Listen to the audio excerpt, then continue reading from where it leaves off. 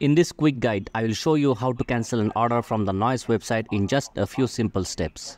First, go to the Noise website and log into your account using your credentials. Once you're logged in, head to the Orders or My Orders section to view your recent purchases. Find the order you want to cancel. If cancellation is still possible, you'll see a cancel option next to it. Just click on it to start cancelling. Follow any prompts to confirm your cancellation. Noise may ask you to provide a reason. Finally, keep an eye on your email for cancellation confirmation. If it does not arrive, check your spam folder or contact Noise support. Remember, you can only cancel orders that have not shipped yet.